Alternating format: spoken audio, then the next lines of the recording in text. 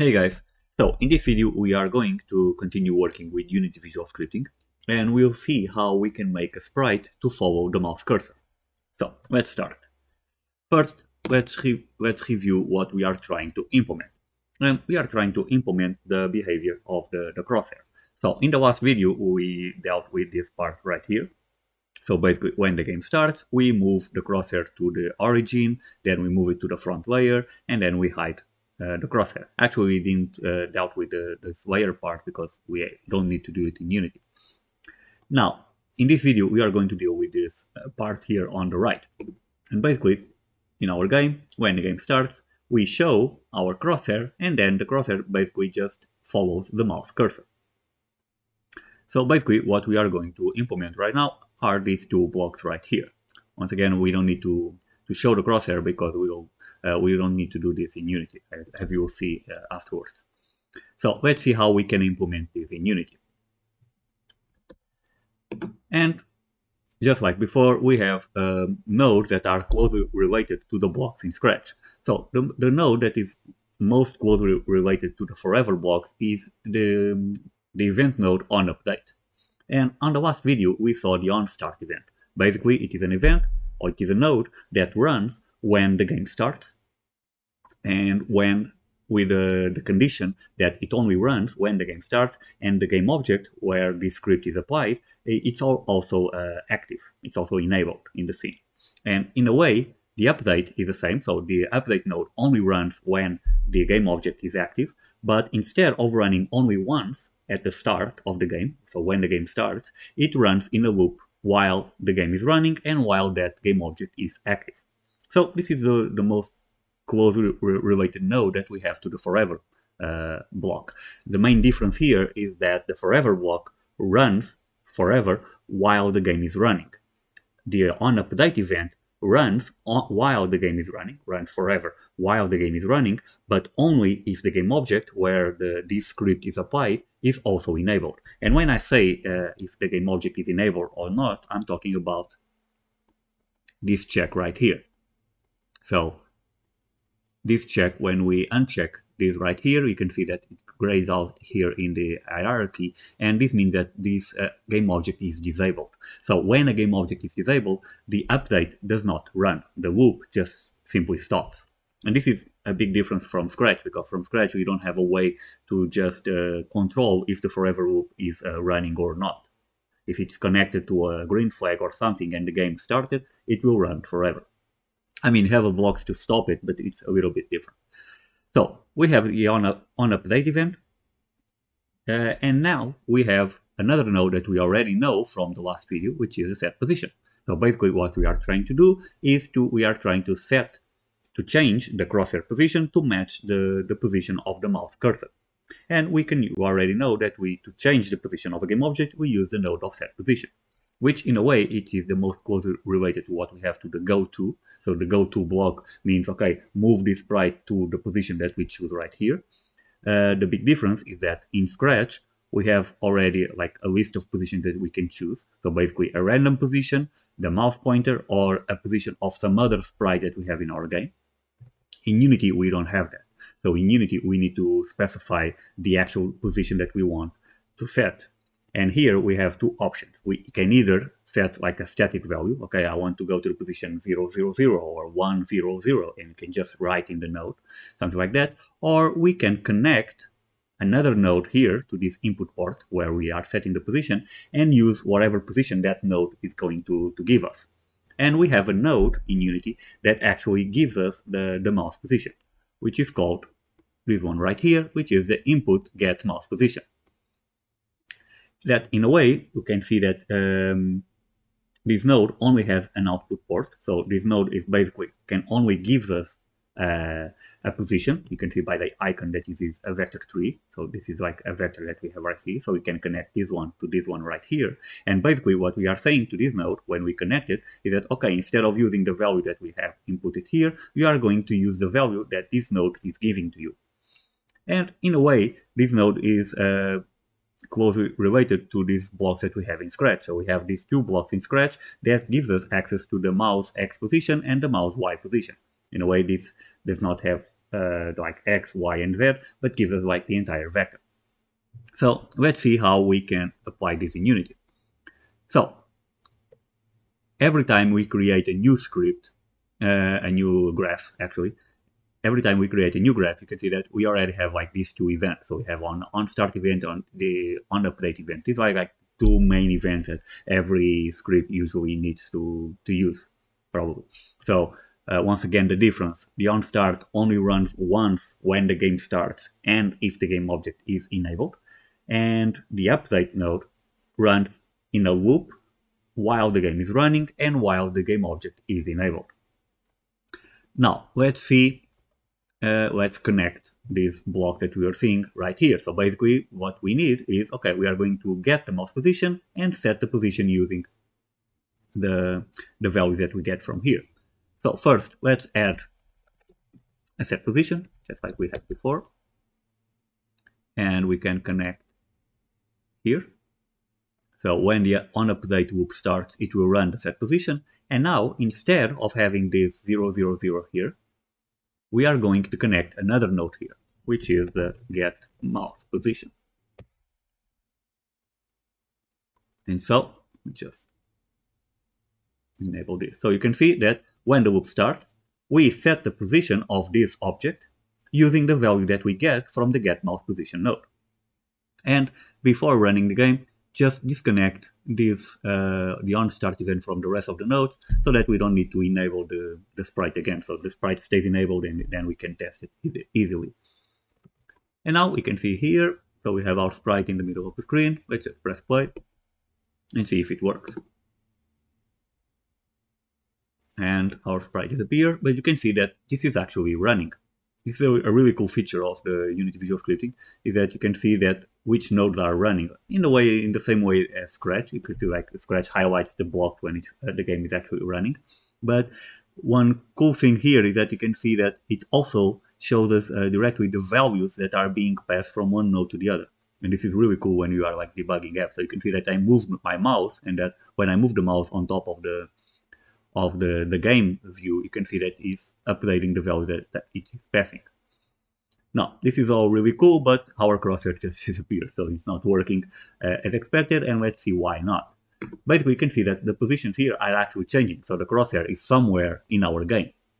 And the best way to know where it is to just come to the scene view, press F, the key F, and it will focus on the object. And you can see that our crosshair is really far from our scene. But actually, when I move the mouse pointer, the crosshair is also changing the position. So it seems like it's working, so it's changing the crosshair position, but not to the position that we were expecting. And let's see why not. And you can see that it has an offset, basically, to the mouse pointer. And I'm going to explain to you right now why this is happening. Basically, Unity works with two different spaces of coordinates. So when we are, actually, let's stay here. When we are changing these values here, so when you select a game object and you see these values here of the position, we are working with values in what we call the world space, the world coordinate space, which means that when we press 0, 0, 0, or when we choose 0, 0, 0, the game object will be positioned at the origin of our scene of the world space of coordinates. Now, we have another coordinate space that is a little bit different from the world space, which is called the screen space. So let's see how these two spaces are related. So this is a representation of the world space. This is something that we already know when we were positioning the sprite. So we have our game view, which has this width and this height. The origin of the world space is at 0, 0. Oh, this is missing the Z axis, but well, it's the same right now. So the origin of the world space is at 0, 0, 0, and basically these are the other positions that we have in our scene. Now, the screen space is a little bit different from this one.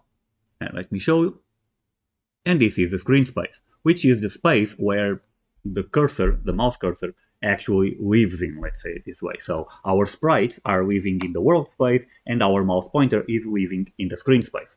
and they are, in a way, they are on top of each other, but they have different coordinates, or the coordinates are arranged in a different manner. So let's see. So basically, this is, if when we are looking at the game, this is on top of the other one, in a way, but you can see that the center of the screen space is completely different than what we had on the world space. And this is because while in the world space, the origin is at the center, in the screen space, the origin is at the bottom left corner of the screen. So you can see that the position 0, 0 is here, and here in the center of the screen space, it's basically equal to half of the width and half of the height.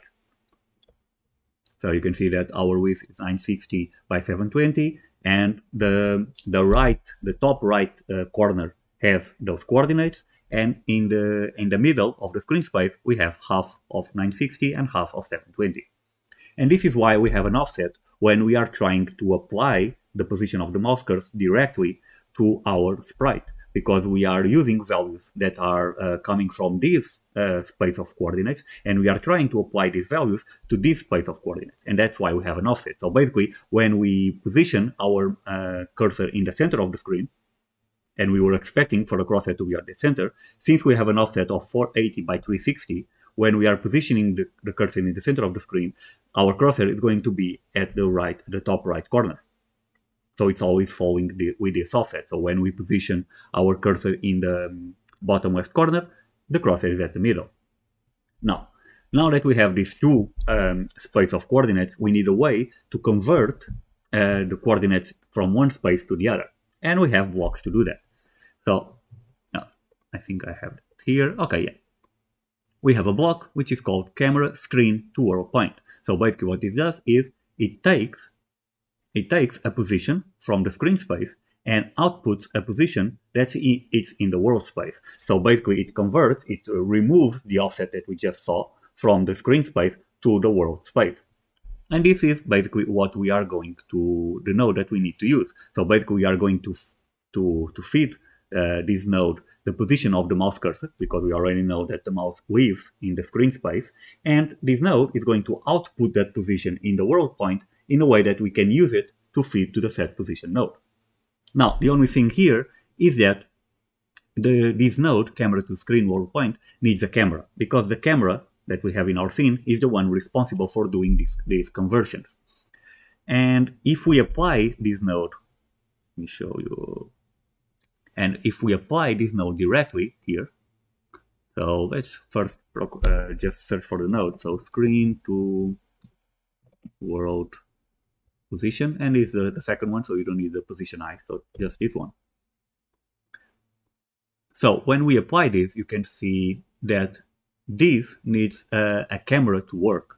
And it is assuming, when we apply the node, it is assuming that the object where we are applying this script, it's an actual camera. That's why it's defaulting to this. Like all the nodes that have a reference to, or need a reference to a game object, like this one, they always assume that we are applying the node at the object that we are trying to use. So the set position, it's this because we are it's assuming that we are setting the position of the game object where the script is applied. When we use this node, it's assuming that we are using this node in a game object that has a camera. But in this case, we are not doing that. So this game object, this node, is not applied to a game object that has a camera. It's applied to the crosshair. So we need a reference, we need a way to say, okay, do not use this. So this is not a camera, you cannot use this, but we need to get the camera from somewhere else. And we have a node that does exactly that, which is basically the get main, camera get main. And you can see that now we don't have an option to apply a reference to another object, and basically we are using the value that this node is giving us and feeding it to the screen to world point node. And why get main? You might be asking. And this is because in Unity, when you create a new scene in Unity, you always have a camera. You know that you need a camera so that you can render the game and actually see what's happening.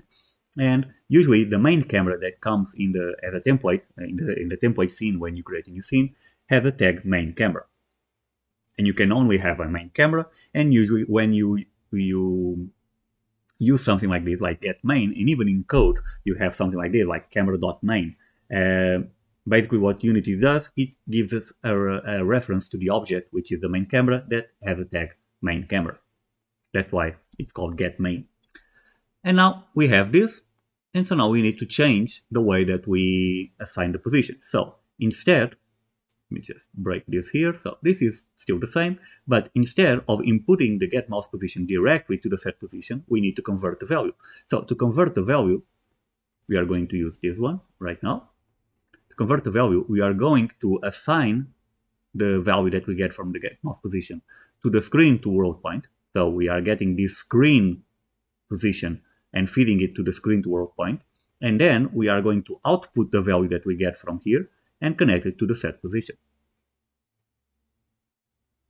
So basically, when the onUpdate starts, it runs this instruction, but this node it gets all these values from all these nodes that are behind. And this is a way that we need to think when we are using node-based scripting languages, is that everything works like from left to right, but then when you are in some nodes that they are getting values from other nodes, these nodes are coming from the back, and you have like this whole hierarchy from the back, and then you continue the flow of execution. So remember that the flow of execution is defined by the green arrow. So when I connect this one to this one, it runs this instruction, but you can see that we are not actually running this instruction anywhere. We are not connecting it to the flow of we are not connecting to the flow of execution. Basically, when we get here, this is going to call the screen to world point. The screen to world point is going to call the getMouse position and the getCamera, and it's going to convert and gives us the value that we need. And now let's test it.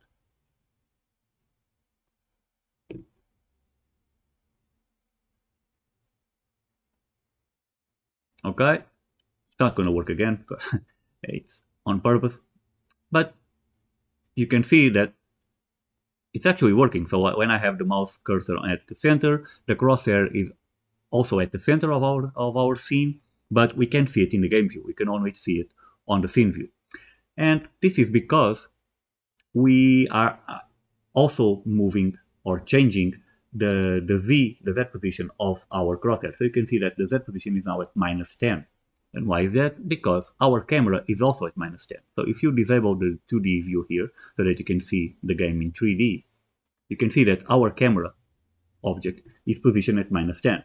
So when we ask for the getMain camera and we ask for the screen to world position, when we are asking for this, when it converts the Unity from screen to world point, it basically also changes the Z position to where the camera is actually in the scene. So if the camera is at -10, the position that it's giving us is the converted position of the mouse cursor, but at the -10 Z. And if we have our crosshair at the -10, like we have right now, it's basically on top of the camera, and so we cannot see it on screen, because the crosshair needs to be farther away from the camera so that the camera can handle it. So basically what we need to do is a way to keep the Z position of the crosshair as 0. And the best way to do this is to process the value. Instead of applying the value directly from the screen to world point to the set position, we need to process the value that's come here and basically set the Z value of this value to 0. And the way that we are going to do it is by using another block called the multiply. So if we want to set the Z value to 0, basically what we need to do is to get the input value from the screen to world point, which has an X and Y and a Z. And basically we are going to multiply these values by 1 on the X, by 1 on the Y, so that you can keep the values that are being passed along. And we are going to multiply the Z value by 0. And in a way, this block is closely related to the multiply scratch block, which takes 2 inputs, this value to multiply by this one. And in this case, it takes the value A and it multiplies by the value B and outputs the value A times B. So let's see how we can apply it. And node, multiply, and we need to multiply. Oh, I think, I don't remember if I talked about this on the last video, but this is also important. You can see that when we search for some nodes, you have nodes that have exactly the same name and appears multiple times. So you can see that, for example, the multiply has a multiply math generic, a scalar, a vector2, a vector3, and a vector4. These are alternative implementations of the multiply node. So if we use a scalar, you can see that basically we can give it a number to multiply by another number. If we give it a vector 3, for example, which is the one we need, now we have ports to connect a vector to multiply by another vector. So basically these are alternative implementations of the same node. So the node does the same, it multiplies something by something, but what changes is the kind of data that we are multiplying. So we don't need this one, we need this one, and I'm going to move it here. And now, so basically what we are going to do is we are going to connect the value that we get from camera to screen to world point as the vector a in our multiply node, and we are going to multiply this vector by 1 so that we can keep the x value, by y so that we can by 1 also so that we can keep the y value, and by 0 in the z so that we can just reset the z value back to 0. And then we are going to feed this to our set position node. And now let's try it again, and it should be okay.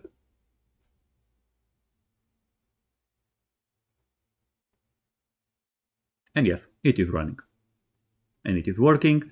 The only thing that we need to take care afterwards is to hide the mouse cursor. You can see that we can still see the mouse cursor on top of the crosshair, and we don't want that in the game, but we'll deal with that later. And so yeah, this is it. Once again, let's just go back here. So you can see that, for example, it's giving us the positions. I don't know if I can. I wanted to see this position. Oh, it doesn't open more. But basically you can see here what's happening. So you can see that these values were converted to these ones. This has like -10, and then we have exactly the same value that we had before, but with the z at 0. So, just like what we wanted. So this is it, and in the next video we are going to start implementing the game logic and basically communicating between objects. So we'll see how we can communicate from one graph to the other graph using Unity Visual Scripting. So thank you.